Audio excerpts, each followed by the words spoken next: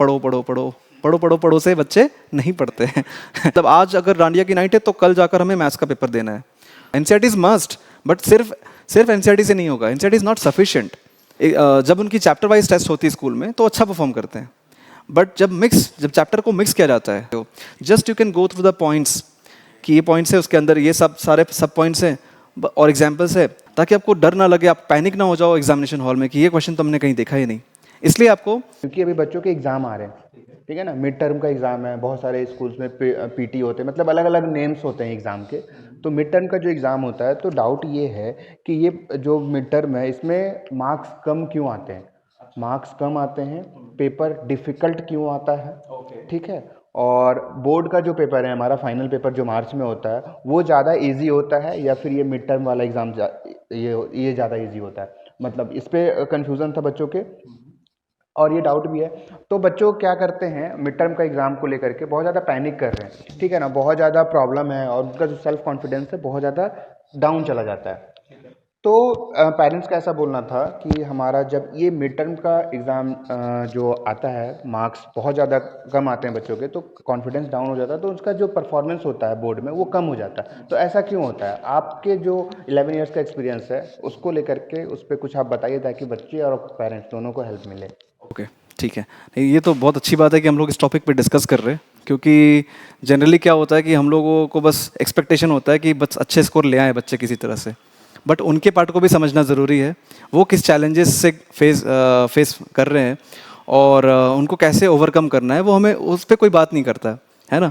तो इसलिए इस टॉपिक पे बात करना तो मतलब एक अच्छी चीज़ है।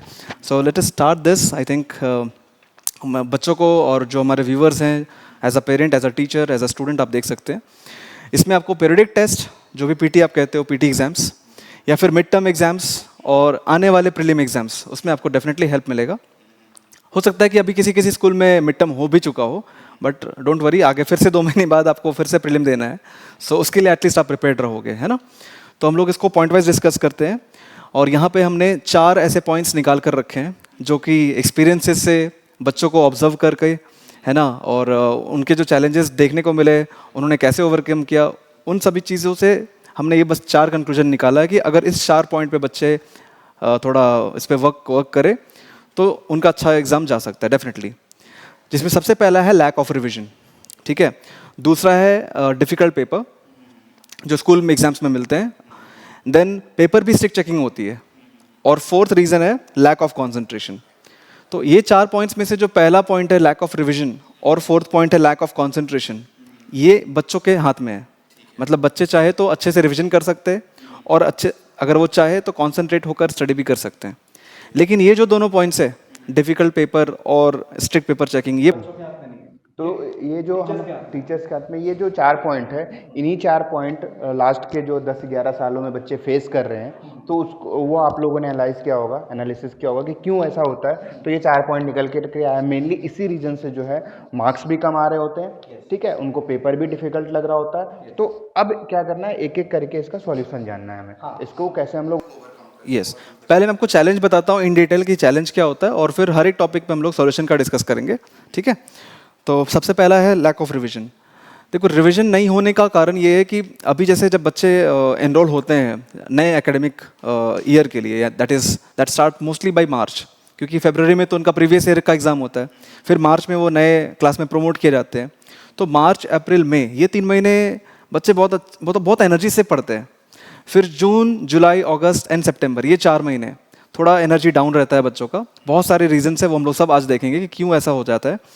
एंड देन उसके बाद जब एग्जाम्स होते हैं फिर से स्टार्ट आफ्टर दिवाली, तो फिर से सारे बच्चे सीरियस होकर पढ़ते हैं, फिर वो अल्टीमेटली थोड़ा अच्छा कर पाते हैं बोर्ड एग्जाम में या फिर फाइनल एग्जाम्स में। सो लैक ऑफ रिविजन में मैं आपको वही बताऊंगा कि जब उनकी चैप्टर वाइज टेस्ट होती है स्कूल में तो अच्छा परफॉर्म करते हैं, बट जब चैप्टर को मिक्स किया जाता है, जब मिक्स चैप्टर टेस्ट होते हैं 80 मार्क्स के, 40 मार्क्स के उनके मिड टर्म्स में या प्रीलिम्स में, तो फिर उनकी उतनी प्रैक्टिस नहीं होती है या फिर उनका रिविजन उतना नहीं हुआ होता है कि उनको देखकर कन्फ्यूजन होती है कि अच्छा ये क्वेश्चन अगर वर्ड प्रॉब्लम है तो ये कौन से चैप्टर का क्वेश्चन है, तो उनको वो क्लियर नहीं होता। तो इसके लिए मैं बोलता हूँ मल्टीपल टाइम्स आप हर चैप्टर को रिवाइज करो, प्रैक्टिस करो और वैरायटी ऑफ क्वेश्चन सॉल्व करो। रिविजन करने का भी एक टेक्निक है जो मैं आपको बता देता हूँ। टेक्निक यही है कि जब आप किसी भी चैप्टर को पहली बार पढ़ रहे हो तो आई होप सो कि उसमें 3 to 4 आवर्स लग सकते हैं, मैं मानता हूँ इस चीज़ को, लेकिन ऑन एन जस्ट एवरेज बता रहा हूँ, 3 to 4 आवर्स अगर लगता भी है तो अगर आप सेकेंड टाइम रिवाइज करोगे तो क्या उतना ही टाइम लगेगा? नहीं लगेगा, कम लगेगा ना। तो लेट अस सपोज कि उसमें 1 to 2 आवर्स लग रहे हैं, और जब आप, मैं बोलूँ कि फिर से एक और रिवाइज करो, थर्ड टाइम रिवीजन जब आप करोगे तो वो हाफ एन आवर में आप एक क्विक रिकैप कर सकते हो। Just you can go through the points कि ये पॉइंट्स है, उसके अंदर ये सब सारे सब पॉइंट्स हैं और एग्जाम्पल्स है। तो एक स्मार्ट नोट मैं आपको बताऊंगा अगले सेशन में, हम लोग फिर से एक बनाएंगे कि how to make smart notes, और बहुत बेहतरीन वो तरीका है जिससे मैं अपने टाइम में इंजीनियरिंग में उसको मैं यूज़ कर चुका हूँ उस चीज़ को। और उसके बाद मेरे जितने भी स्टूडेंट्स, मैंने जितने भी बच्चों को पढ़ाया है, सबको उनको बता कर रखा है स्मार्ट नोट्स कैसे बनाते हैं, तो बताऊंगा मैं आपको। बट अभी के लिए बस इतना समझो कि आपको मल्टीपल रिवीजन करने हैं, और तब जाकर आप रेडी हो पाओगे डिफिकल्ट क्वेश्चन पेपर के लिए, है ना, ताकि आपको डर ना लगे, आप पैनिक ना हो जाओ एग्जामिनेशन हॉल में कि ये क्वेश्चन तो हमने कहीं देखा ही नहीं।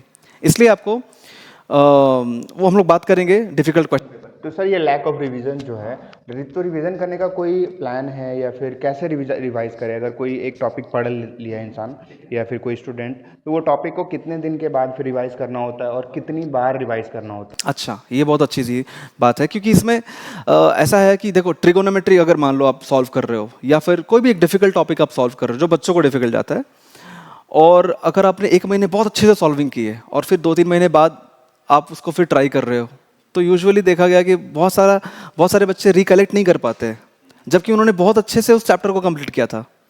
तो कुछ ऐसे सब्जेक्ट्स होते हैं जिनको आपको हर दिन सॉल्व करना है और थोड़े थोड़े सॉल्व करने हैं। ऐसा नेसेसरी नहीं बोल रहा हूँ कि आपको एक दिन में 100 क्वेश्चंस करने हैं या 50 क्वेश्चंस करने हैं, वो नहीं बोल रहा हूँ। बट हर टॉपिक से आपको, मतलब हमेशा ऐसा है, बोला जाता है कि कंसिस्टेंसी, यानी हर दिन आप 10 क्वेश्चन सॉल्व कर रहे हो तो पूरे ईयर के एंड में, at the end of the year, you are solving 3650 question, 3650 question. एक टेक्स्ट बुक में कितने क्वेश्चन होते हैं? 400 से 500 भी नहीं होते हैं, 500 क्वेश्चन भी नहीं होते हैं, 400, चलो ठीक है एक एवरेज बता रहा हूँ, 400 क्वेश्चन, 400 या 500 मैक्स हो सकते हैं क्वेश्चन। आपने कितने क्वेश्चन सॉल्व की?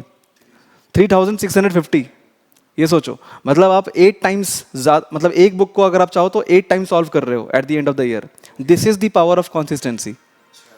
तो आपको हर दिन 10 क्वेश्चन तो मिनिमम सॉल्व करने ही होंगे मैथ्स के, है ना। स्टार्ट विद इजी, कोई दिक्कत नहीं है, आप इजी से स्टार्ट करो, जब हैबिट बन जाए तो फिर डिफिकल्ट क्वेश्चन पे जाओ, है ना। तो रिवीजन करने का यही तरीका है कि आप बस उस टॉपिक से हमेशा कनेक्टेड रहो, हमेशा कनेक्टेड रहो, बस एक बार विजिट करते रहो। जब आप अगर साइंस की बात करें तो आप हमेशा रिवीजन, उसका डेफिनेशन आप याद करो, उसके डायग्राम हमेशा प्रैक्टिस करो। डायग्राम देखकर आप चाहोगे तो आपको मार्क्स नहीं मिलेगा, आप आंसर शीट में आप डायग्राम बना भी नहीं पाओगे प्रॉपरली, तो आपको उसके लिए पहले खुद से बनाना पड़ेगा। और जितना पेन एंड पेपर वर्क होगा, पेन एंड पेपर क्यों बोल रहा हूँ, क्योंकि आजकल बच्चे ज़्यादातर इलेक्ट्रॉनिक गैजेट से पढ़ रहे हैं, वीडियोस देख रहे हैं, और वो वहाँ से ज़्यादा पढ़ने की कोशिश कर रहे हैं। वो अच्छी चीज़ है, सीखने के लिए अच्छी चीज़ है, बट उससे मार्क्स नहीं मिलेगा आपको। मार्क्स चाहिए तो पेन एंड पेपर पे आना पड़ेगा, ठीक है। इसके बाद हमारा पॉइंट है डिफिकल्ट पेपर। और किसी भी इंस्टीट्यूशन का या फिर किसी भी स्कूल का ये एक रिस्पॉन्सिबिलिटी होता है कि आपको वो हमेशा डिफिकल्ट सिचुएशन के लिए, डिफिकल्ट एग्जाम के लिए प्रिपेयर रखे, है ना। वो आपको खुश करने के लिए नहीं बैठा है स्कूल कि आपको इजी क्वेश्चन दे दिया, अच्छे मार्क्स दे दिए, बच्चे भी खुश, पेरेंट भी खुश, वो खुश करने के लिए नहीं बैठा है ना। स्कूल का काम या फिर इंस्टीट्यूशन का काम आपको खुश करना नहीं है, आपको एक डिफिकल्ट सिचुएशन के लिए रेडी करना है, और अपकमिंग जो चैलेंजेस आएंगे या पेपर के फॉर्म में, उसके लिए रेडी करना है। तो आई सपोर्ट कि जो स्कूल में सेट किए जाते हैं पेपर्स, वो डिफ़िकल्ट सेट करने चाहिए, बट इतना भी डिफ़िकल्ट सेट नहीं करना चाहिए कि आपने कुछ पढ़ाया जो है उससे रिलेट ही ना कर पाए बच्चे, है ना। तो एक ये चीज़ है। अब इसमें है कि क्वेश्चन कौन सेट करता है। वही मेरा क्वेश्चन ये है कि डिफ़िकल्ट पेपर जैसे बोलते हैं, तो जो टीचर्स पढ़ाते हैं तो स्कूल के टीचर्स सेट करते हैं या फिर बाहर से आता है पेपर? सबसे पहले कौन सेट करते हैं? पेपर तो स्कूल के टीचर्स ही सेट करते हैं। टीचर अगर सेट करते हैं सर, तो ये बताइए कि जो स्टूडेंट पढ़ रहे हैं, पिछले मान लीजिए कि अगर अभी उन्होंने एडमिशन लिया मिड टर्म में, तो 6 महीने से तो मैक्स टू मैक्स 6 महीने से उस टीचर से पढ़ रहे होंगे, 4-5 महीने, हाँ ठीक है। पढ़ लिया होगा उनसे, बहुत सारी चीज़ें जो समझ ली होंगे, तो फिर उनको पता हो गया होगा कि किस टाइप से पेपर सर सेट कर रहे हैं, कौन से बुक से क्वेश्चन आता है, ठीक है। क्योंकि क्या होता है, हमारा एनसीईआरटी बुक एक ही है, ठीक है ना, तो एनसीईआरटी बुक से ही क्वेश्चन आते हैं ज़्यादातर, क्योंकि अगर 10th बोर्ड का है तो बोर्ड नहीं, इसमें मिड टर्म में ऐसा हम लोग गारंटी नहीं दे सकते। कैसा होता है, एनसीईआरटी बहुत अच्छी बुक है, लेकिन एनसीईआरटी बुक अच्छी किसके लिए? बोर्ड एग्जाम के लिए, फाइनल एग्जाम के लिए, है ना। क्योंकि बोर्ड एग्जाम में और फाइनल एग्जाम्स में एनसीईआरटी के क्वेश्चंस आते हैं, बट ये जो स्कूल एग्जाम्स हैं, मिड टर्म हुआ या फिर जो पीटी एग्जाम्स हुए या प्रीलिम्स भी हुए, इसमें कई सारे क्वेश्चंस रेफरेंस बुक से उठाते हैं, या फिर कई सारे टीचर्स क्रिएट भी करते हैं क्वेश्चंस। तो जो जो क्रिएट किया गया क्वेश्चन वो एनसीईआरटी के लेवल का नहीं होता, उससे ऊपर का लेवल का होता है। तो अगर बच्चे रेफरेंस बुक सॉल्व कर रहे हैं, ज़्यादा नहीं, बस एक रेफरेंस बुक भी ढंग से सॉल्व किया तो it is more than sufficient. तो वो मल्टीपल टाइम्स आप सॉल्व करो रेफरेंस बुक से, और वैरायटी ऑफ क्वेश्चन अगर बच्चे सॉल्व कर रहे हैं तो they will be ready for this difficult paper. दूसरी बात कि जो टीचर्स हैं, स्कूल टीचर्स हैं, वो सेट करते हैं क्वेश्चन, है ना। तो उन्होंने कुछ वर्कशीट दिया होगा, अगर वो बच्चे टाइम पे सॉल्व कर लें और वो रिवाइज कर ले तो आई थिंक उससे मिलता जुलता क्वेश्चन आपको मिल जाएगा। और कहीं ऐसा भी होता है कि कई बार कि टीचर ने जिस लेवल का पढ़ाया है उससे कई ज़्यादा डिफिकल्ट पूछ दिया क्वेश्चन, तो उसके लिए मैंने आपको बताया रेफरेंस बुक ही आपको बचा सकता है। सिर्फ एनसीईआरटी पे डिपेंडेंट रहोगे तो नहीं होगा। एनसीईआरटी इज मस्ट, बट सिर्फ एनसीईआरटी से नहीं होगा। एनसीईआरटी इज नॉट सफिशिएंट, है ना। उसके लिए आपको रेफरेंस बुक पे जाना ही पड़ेगा। तो रेफरेंस बुक से डिफिकल्ट पेपर आता है, मतलब ये डिफिकल्टी से घबराने की बात नहीं, पैनिक करने की। घबराने नहीं, घबराने ये तो अच्छी चीज़ है ना। अगर डिफिकल्ट चैलेंजेस आपको मिल रहे हैं तो वो आपको एक बड़े स्टेज के लिए रेडी कर रहा है, बड़े चैलेंज के लिए रेडी कर रहा है, तो ये तो अच्छी बात है कि आप डिफिकल्ट क्वेश्चन को आप फेस कर रहे हो। देखो एक मुझे बात बताओ, आपका जो बोर्ड का मार्क्स आएगा, है ना, और जो स्कूल में मार्क्स आएंगे, हमारे मार्क्स तो दोनों इंपॉर्टेंट है, बट ज़्यादा इंपॉर्टेंट क्या है? बोर्ड का। जैसे पिछले साल भी ऐसा हुआ था, एक स्टूडेंट को हमारे, उनको मैथ्स में प्रीलिम्स में 94 मिला था प्रीलिम्स में, और कॉन्फिडेंस आ गया कि अच्छा अब तो बहुत अच्छा मेरा मार्क्स आ गए। बोर्ड में उन्होंने कम ध्यान दिया, कम रिवीजन किया, और उसको 88 मिले। अब बाहर हमें क्या रिजल्ट दिखाना है? रिजल्ट तो सर्टिफिकेट पे तो 88 दिखेगा ना, स्कूल के मार्क्स तो कोई चेक करने नहीं आएगा कि आपको 94 मिला था। तो इसलिए मैं बोल रहा हूँ डिफिकल्ट पेपर अच्छी चीज़ है, लेकिन उसके लिए हमें प्रिपेयर पहले से करना होगा। ये नहीं कि अच्छा अगले वीक में एग्जाम है और आज बैठ के डर रहे हैं। थोड़ा पहले से आप प्री प्लान कर लो, और पहले से आप अगर हर चीज़ को प्लानिंग के हिसाब से करोगे तो आई थिंक कि ये अच्छा जाएगा। डिफिकल्ट पेपर से आपको डरने की बात है नहीं, हम बस थोड़ा सा माइंड मैप कर लो कि हाँ हमें मिड टर्म में है आएगा, और वो आता है तो आपके लिए ही अच्छा है। कि अगर मान लीजिए कि किसी बार बोर्ड के पेपर जो है वो हार्ड आ गए तो आपको पैनिक घबराने की नीड नहीं है, पहले से आपने वो फेस कर ली है, तो वो अच्छी चीज़ है। यस। इसके बाद आता है स्ट्रिक्ट पेपर चेक करेक्शन, है ना।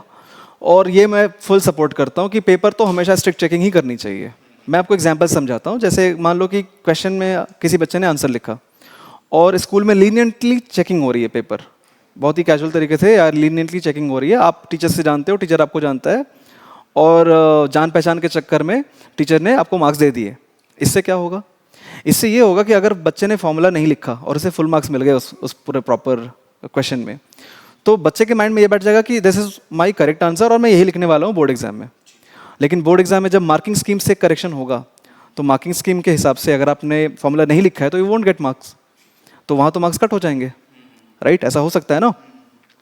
इसलिए पेपर तो आपको स्ट्रिक्ट चेकिंग करनी चाहिए, मतलब जो अगर स्ट्रिक्ट चेकिंग हो रही तो अच्छी बात है, लेकिन इसका एक एडवर्स इम्पैक्ट भी है, वो बताता हूँ। कई सारे स्कूल के पेपर्स में मैंने देखा कि कई सारे टीचर्स क्या कर रहे हैं कि लास्ट, अगर बच्चे ने पूरा आंसर सही लिखा है, सिर्फ लास्ट स्टेप में भी उन्होंने गड़बड़ की तो पूरा कट करके 0 दे रहे हैं। I think that should not be done, क्योंकि इससे एक एडवर्स एक इम्पैक्ट क्या आ रहा है बच्चों पे, उनको लग रहा है कि हमने पेपर तो लिखा ना, हमने ब्लैंक शीट तो नहीं जमा की ना, आंसर तो लिखा, हमने सॉल्विंग तो की ना, तो एटलीस्ट जितना डिजर्व करते उतना उन्हें बच्चों को मिले, है ना। तो बच्चों को आप इस तरह से थोड़ा मतलब उनका मोरल डाउन नहीं करना है हमें, इसलिए एटलीस्ट उनको उतना मार्क्स दीजिए। टीचर से ये रिक्वेस्ट है, उतना मार्क्स उनको मिलने चाहिए जितना वो डिजर्व करते हैं, जितना वो कैलकुलेशन किए हैं एटलीस्ट उतना तो मिलना ही चाहिए, है ना। तो ये एक चीज़ है, और स्ट्रिक्ट चेकिंग मैं सपोर्ट बिल्कुल करता हूँ, क्योंकि ये हेल्प करता है आगे अपकमिंग फाइनल एग्जाम्स के लिए। And then lastly we have lack of concentration. ये तो बच्चों के हाथ में, पेरेंट्स के हाथ में है ना, और हम लोग भी जब गाइड करते हैं तो हम लोग भी उनको समझाते हैं कि किस तरह से आप थोड़ी चीज़ों को कंट्रोल कर लोगे तो उसका आपको बेनिफिट एग्जाम्स में मिलेगा। तो इसमें सब 2-3 रीजंस है। जैसे सेलफोन यूज़ करना ज़्यादा, ज़रूरत से ज़्यादा आप सेलफोन यूज़ करो, आप अगर वीडियोस देखकर सीख रहे हो तो सीखने में कोई बुराई नहीं है, सीखो अच्छे से, बट एट लास्ट आपको फिर पेन पेपर पे आना पड़ेगा। और जब आप इसका बहुत ज़्यादा यूज़ करते हो ना तो उसका इम्पैक्ट आपके कॉन्सेंट्रेशन पे आता है। जैसे स्टूडेंट है तो स्टूडेंट के लिए पहला क्राइटेरिया होता है कॉन्सेंट्रेशन, क्योंकि ध्यान से समझना। ये कोई इंटरटेनमेंट की तो चीज़ नहीं है ना कि आप जिस हालत में बैठे हो उसी हालत में सब अच्छा लगेगा आपको। यहाँ तो एजुकेशन है, तो आपको सीखना है तो कॉन्सेंट्रेशन चाहिए। कई बार देखा है बच्चों को क्लास में जब बैठते हैं तो वो फिजिकली यहाँ पे रहते हैं बट मेंटली कहीं और सोचते रहते हैं। क्यों? क्योंकि वो जब हम लोग देखते हैं ना विंडो से जब बच्चे आते हैं तो उनके हाथ में ये रहता है, और जैसे ही अंदर आते हैं वो बैग में चला जाता है सेलफोन, है ना। तो लेकिन जो उन्होंने थोड़ी देर पहले जो स्क्रॉल किया स्क्रीन, वो उनके माइंड में बैठ जाता है। तो इसलिए बच्चे थोड़ा सा एब्सेंट रहते हैं मतलब मेंटली, इसलिए ज़्यादा यूजेज भी सही नहीं है, इसका कंट्रोल यूजेज आप करो। और स्पेशली मैं आपको नहीं बोल रहा हूँ कि आप पूरा हटा दो या फिर बैन कर दो मोबाइल, ठीक है, बहुत सारे बच्चे गिव अप भी करते हैं और उनको अच्छा रिजल्ट मिलता है। बहुत सारे ऐसे बच्चे हैं जो सेलफोन यूज़ नहीं करते और अच्छा रिजल्ट लेकर आ रहे हैं, मतलब बहुत अच्छा रिजल्ट लेकर आ रहे हैं, ठीक है। आपको कोई वीडियोस ही देखना है ना तो आप उसमें लैपटॉप यूज़ करो, है ना, आप पीसीज यूज़ करो घर पे, उसके लिए सेलफोन की क्या ज़रूरत है। अब अच्छा, कुछ पेरेंट्स क्या बोलते हैं, सर व्हाट्सएप पे नोटिफिकेशन आता है स्कूल का। अरे तो वो आप व्हाट्सएप आप ओपन कर सकते हो ना पीसी में या लैपटॉप में ओपन कर सकते हो ना ब्राउजर में, है ना, वो तो कर ही सकते हैं। वही तो सबसे बड़ा जो रीज़न है लैक ऑफ कंसंट्रेशन का, वो अभी के जनरेशन के लिए वो तो फ़ोन ही है। सेलफोन ज़्यादातर जो मैक्सिमम फ़ोन होता है उसी पे ज़्यादा टाइम वेस्ट। पूरे साल नहीं बंद करो, लेकिन एटलीस्ट एग्जाम के वक्त तो थोड़ा कंट्रोल कर सकते हो, ये एक चीज़ है पहला, इससे आपका कंसंट्रेशन बढ़ेगा और उसका आपको बेनिफिट मिलेगा एग्जाम में। दूसरा ये है कि फेस्टिव सीजन चल रहा है अभी, फेस्टिवल भी हमारे लिए इंपॉर्टेंट है ट्रेडिशन कल्चर के हिसाब से, और एग्जाम भी इंपॉर्टेंट है करियर के हिसाब से। लेकिन दिक्कत ये है कि दोनों एक साथ आ जाती है, मतलब आज अगर डांडिया की नाइट है तो कल जाकर हमें मैथ्स का पेपर देना है, तो आपको उसी दिन नहीं सोचना है कि आप कल क्या करें, आप उससे एक हफ्ते पहले या 1 मंथ पहले से प्रिपरेशन स्टार्ट करो, क्योंकि आपको तो मिल जाता है time table, approximately tentative dates तो मिल ही जाते हैं ना, कि भाई इस एग्जाम में इस टाइम पे आपका एग्जाम होने वाला है, तो आप थोड़ा 1 महीने पहले से प्रिपरेशन करो। जब आप 1 महीने से पहले से प्रिपेयर करोगे या 2 वीक पहले से प्रिपेयर करोगे तो आप पैनिक कम से कम नहीं होगे लास्ट मोमेंट पे कि अब कल क्या करें। और पेरेंट्स को भी थोड़ा समझना चाहिए कि अगर आप बच्चों के साथ अगर आप फेस्टिवल्स इंजॉय कर रहे हो, आप सेलिब्रेट कर रहे हो, तो प्लीज़ कंसिडर दिस जब आपको रिजल्ट मिल रहे हैं। रिजल्ट के टाइम आप ये मत भूल जाइए कि अच्छा एग्ज़ाम के पहले तो डांडिया नाइट थी या फिर हम लोग कहीं और कुछ सेलिब्रेट करने गए थे, तो वो इस फैक्टर को भी आपको कंसिडर करना पड़ेगा। इसमें से 2 फैक्टर तो हमारे हमारे कंट्रोल में है कि सेलफोन कम यूज़ कर लिया या फेस्टिवल सीज़न और फेस्टिव सीज़न में एग्ज़ाम को बैलेंस बना लिया। बट ये जो रीज़न है, जो इल हेल्थ है ना, थोड़ा ओके सर, ये जो इल हेल्थ है ये हमारे कंट्रोल में नहीं है, ये हमारे कंट्रोल में नहीं है, ये तो कभी भी किसी बच्चे को हो सकता है, सबसे बड़ा वो चीज़ है। और इस स्पेशली अगस्त सितंबर में देखो बच्चे कितने बीमार पड़ रहे हैं इस सीज़न में, है ना, तो ये आपको काउंट करके चलना पड़ेगा, क्योंकि ये दीज आर ऑल फैक्टर्स जिसके वजह से रिजल्ट कम आते हैं, रिजल्ट खराब होते हैं। और फिर पेरेंट्स को लगता है कि हमने तो इनको बेस्ट स्कूल में दिया, बेस्ट क्लासेस लगाई, इतना कुछ बच्चे को दे रहे, बट फिर भी बच्चा रिजल्ट नहीं दे रहा है। थोड़ा यहाँ पे पेरेंट्स को भी समझना पड़ेगा कि फैक्टर्स क्या क्या हैं, उस पर आप वर्क कीजिए। Instead of going two marks आप एफर्ट्स पे ध्यान दीजिए कि बच्चा एफर्ट ले पा रहा है या नहीं। अगर बच्चा एफर्ट ले रहा है उसके बावजूद मार्क्स कम है तो इसमें डरने वाली कोई बात नहीं है, क्योंकि अगर बच्चा एफर्ट्स ले रहा है तो ग्रेजुअली कहीं ना कहीं वो एक हैबिट जो बन जाती है एफर्ट्स लेने की ना, उससे रिजल्ट भी आना धीरे धीरे स्टार्ट हो जाता है। हाँ, लेकिन अगर बच्चा एफर्ट्स ही नहीं ले रहा है तो फिर आपको थोड़ा हैबिट बदलने की ज़रूरत है। ये नहीं कि आप उसको हमेशा बोलते रहे कि पढ़ो पढ़ो पढ़ो पढ़ो पढ़ो पढ़ो से बच्चे नहीं पढ़ते हैं है ना, आप उनको थोड़ा वैसा सिचुएशन दीजिए, वैसा एक माहौल दीजिए जिसमें वो पढ़ पाए, है ना। एक चीज़ तो ये 4 मोस्ट इंपॉर्टेंट फैक्टर्स हैं जिसको अगर हमने ठीक कर लिया तो आई थिंक कि आने वाले एग्जाम्स में बच्चे, तो यही चार पॉइंट्स है वो बहुत इंपॉर्टेंट है, पिछले 10-11 सालों से सर देख रहे हैं। और एक चीज़ और अनाउंसमेंट थी कि जो वेबिनार हो रहा है आपका, ठीक है, उसकी जो भी सर के वेबिनार्स होते हैं तो नीचे डिस्क्रिप्शन में लिंक मिल जाएगा, तो आप डायरेक्टली इनसे जुड़ सकते हो। आपके मन में कुछ भी क्वेश्चंस है, how to prepare the exam, how to handle the situation, academics हो या फिर अगर आपको बस गाइडेंस चाहिए कि एग्जाम्स में प्रेशर कैसे झेलना है, बच्चे को प्रेशर फील ना हो, कई सारे वेबिनार्स और वर्कशॉप हम लोग कराते रहते हैं, तो उनके आई थिंक लिंक हम लोग दे देंगे डिस्क्रिप्शन में। तो आप ज़रूर से आओ और इनसे बात करो और फिर अपनी जो फियर है उसको हटाओ। अगर आप पेरेंट्स देख रहे हो तो ज़रूर से ज़रूर आप लोग इस वेबिनार में आना। So thank you sir, thank you so much, और बहुत हेल्प मिलेगी। और जो भी डाउट्स थे आई थिंक आपके क्लियर हो गए होंगे, और अगर आपको कुछ और डाउट्स है तो नीचे कमेंट कर सकते हो, हम लोग आपको कमेंट के थ्रू फिर रिप्लाई दे देंगे। यस, चलो ऑल द बेस्ट सभी को, और बाय।